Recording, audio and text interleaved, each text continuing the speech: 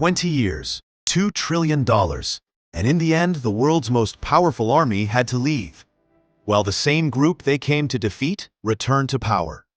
This is the story of how the United States lost the war in Afghanistan. Everything began in 2001, after the shocking 9/11 attacks in America. The US blamed the terrorist group Al-Qaeda, whose leaders were hiding in Afghanistan under the protection of the Taliban government. America demanded the Taliban to hand them over. The Taliban refused, so the US launched one of the fastest invasions in modern history. American fighter jets bombed Taliban bases. US Special Forces joined with local Afghan fighters, and within just a few weeks, the Taliban government fell. The world believed America won, but the true war had not even started yet. The Taliban didn't disappear. They simply changed strategy. They blended into mountains, villages, deserts, among civilians. They stopped fighting directly and started using guerrilla warfare. Roadside bombs hidden under dirt roads. Ambush attacks at night. Hit-and-run tactics. Blowing up military vehicles and leaving before being seen. The US had high-tech helicopters, drones, laser weapons.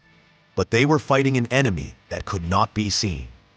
The Americans would capture territory during the day, and the Taliban would take it back at night. Meanwhile, ordinary Afghan people suffered the most. Homes were destroyed.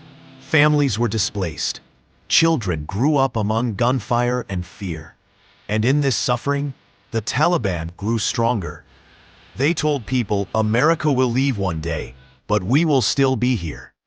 Slowly, villagers began to believe them.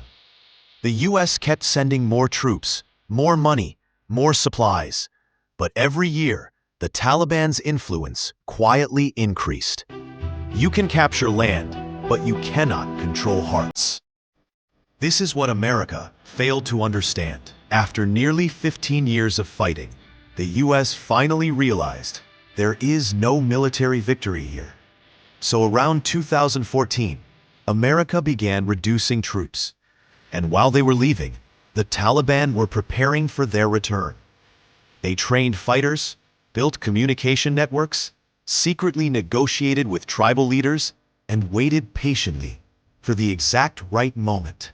Then, in 2021, the US officially announced, "We are ending our involvement. We are going home." The Afghan army, trained and funded by the US, was expected to defend the country. But without American support, they collapsed within days. The Taliban moved like a storm. City after city fell, without a fight. And finally, the world watched one of the most heartbreaking moments in history. Thousands of people running to Kabul airport, trying desperately to escape. Parents lifting their children over fences. People clinging to airplane wings, falling from the sky. In just 11 days, the Taliban returned to power, the same place they were 20 years earlier.